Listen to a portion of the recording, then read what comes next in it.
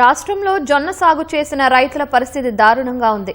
కోతలు కోసి నెలన్నర రోజులు గడుస్తున్నా ప్రభుత్వం ఇప్పటి వరకు కొనుగోలు కేంద్రాలను ఏర్పాటు చేయలేదు. దీంతో కోసిన పంటను ఎక్కడ నిల్వ చేసుకోవాలో తెలియట్లేదని అన్నదాతలు వాపోతున్నారు. ఖాళీ స్థలం ఉన్న రైతులు షెడ్డులు వేసుకుని జొన్నలను కాపాడుకుంటే, స్థలం లేని వారేమో సంచుల్లో నింపుకొని ఇంట్లోనే నిల్వ చేసుకుంటున్నారు. పంట పండించడం ఒక ఎత్తైతే దాన్ని అమ్ముకోవడం మరో ఎత్తవుతుందని చెబుతున్న సంగారెడ్డి జిల్లాలోని నిజాంపూర్ గ్రామ రైతులతో మా ప్రతినిధి ప్రశాంత్ ముఖాముఖి.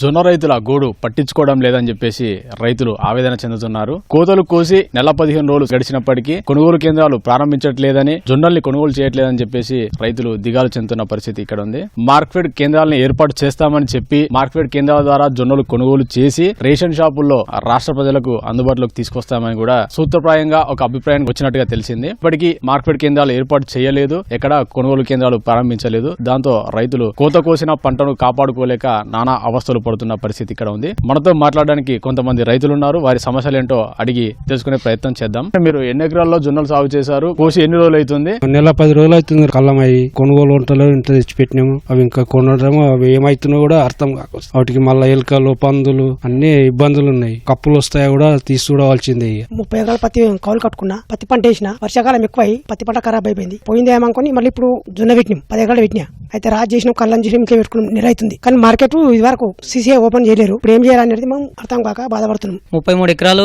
కౌలు పట్టుకుంటే 7 క్వింటాలు దిగుబడి వచ్చింది. మొత్తం లాస్ అయినా ఒక 10-12 లక్షల దాకా లాస్ అయినా. ఈసారన్నా వేరే పంట ఏదైనా వేసుకుంటే కూడా వస్తాయని చెప్పేసి ఆశతోని జొన్న వేసినాము. 5.5-6 ఎకరాల దాకా వేసినాము. దానిపైన గవర్నమెంట్ తీసుకుంటదేమని చెప్పేసి ఈ రేటు పెట్టింది కదా, దానికి సరిపోయిన రేట్ వస్తుందేమని చెప్పేసి వేసినా కానీ కూడా ఇప్పుడు గవర్నమెంట్ కొనట్లేదు కాబట్టి ఇప్పుడు వేసిన తర్వాత దాన్ని ఏం చేయాలని అర్థం కాదు. అట్లనే ఉంచుదామా, ఖరాబ్ అవుతాయి. గవర్నమెంట్ కొనాలి, కొని మాకు ఆసరిగా నిలబడాలని కోరుతున్నాం. వేరే పంటలకి విభిన్నంగా సాగు చేసుకోవాలని చెప్పేసి కేంద్ర రాష్ట్ర ప్రభుత్వాలు సూచనలు చేస్తున్నాయి. ఆ సూచనల మేరకు అందులో భాగంగానే జొన్నలు వేసినట్టుగా చెప్తున్నారు. ఒక ఎకరాకి ఎంత పెట్టుబడి అయింది? వీటిని కోసి ఎన్ని రోజులు అవుతుంది? ఒక ఎకరాకు వచ్చేసి 30,000 దాకా పెట్టుబడి అయిపోయింది. మొత్తం 9 ఎకరాలు ఉంటది. 9 ఎకరాల లోపల పత్తి రాలేదు సరిగా, 20 క్వింటాలు అయినుండే. లాస్ అయిపోయినామని చెప్పేసి ఏం చేసినాం, దాంట్లో 3.5 ఎకరాలు జొన్న సాగుబడి చేసిన. దాంట్లో ఒక ఎకరాకు వచ్చేసి 30,000 దాకా పెట్టుబడి వచ్చింది. 6 తడ్లు నీళ్లు పెట్టేసి అన్ని కోతలు కోసి చేసేసి రాసి చేసి చేసినాం. సంచులు దగ్గర 75 సంచుల వరకు నాకు అయ్యింది. ఆ 75 సంచులు తీసుకొని వచ్చేసి ఒక నెల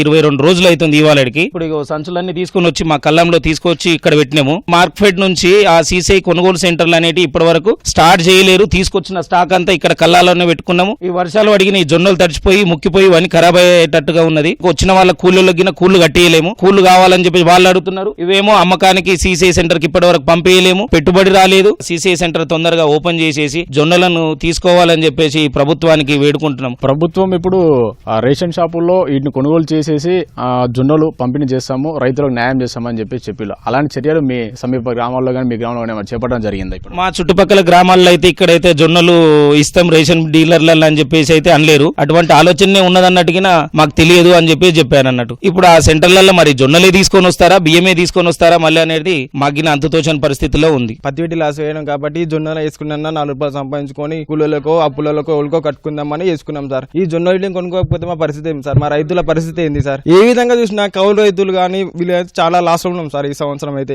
ఈ విషయంతో ప్రభుత్వం చాలా సార్లు మేము కలెక్టరేట్ కి వెళ్ళి ధర్నాలు చేసినాము. ఆ కలెక్టర్ మేడం గారిని కలిసినాము. అయినా ఎలాంటి రెస్పాన్సిబిలిటీ లేదు సార్ మా దగ్గర. జొన్నలు వేసింది సార్, ట్రాక్టర్ కిరాయిలు కావాలి, లేబర్లు కావాలి, నీళ్లు పెట్టుకోవాలి, నీళ్లు పెట్టడానికి ఎండలో నీళ్లు పెట్టాలి. ఇవన్నీ సమస్యలు అయినా పోరాడి పంట పండించి మేము ధాన్యాన్ని కొనుగోలు అని ప్రభుత్వాన్ని వేడుకుంటున్నాం సార్. వర్షాలు అటువాడి అటు నాశనం. ఇప్పుడు జొన్నలు కొనక రైతు ఈ విధంగా లాస్ అవుతుంది సార్ మొత్తం. ఇది ఇక్కడ రైతులు చెప్తున్న పరిస్థితి. తక్షణమే ఒక నిర్ణీత తేదీని ప్రకటించి జొన్న రైతులకి భరోసా కల్పించేలా మేము ఈ తేదీ లోపల కొనుగోలు చేస్తామని చెప్పేసి చెప్పాలని రైతులు కోరుతున్నారు. నైరుతి ఋతుపవనాల రాక వర్షాలు పడే సూచన ఉందని, నెల 15 రోజుల పైన కోతలు కోసి సమయం గడుస్తుందని చెప్పేసి జొన్న సాగు చేసిన రైతులు ఆవేదన చెందుతున్న పరిస్థితి. కెమెరామెన్ ఉమామేశ్వరరావుతో ప్రశాంత్, ఈటీవీ న్యూస్, సంగారెడ్డి.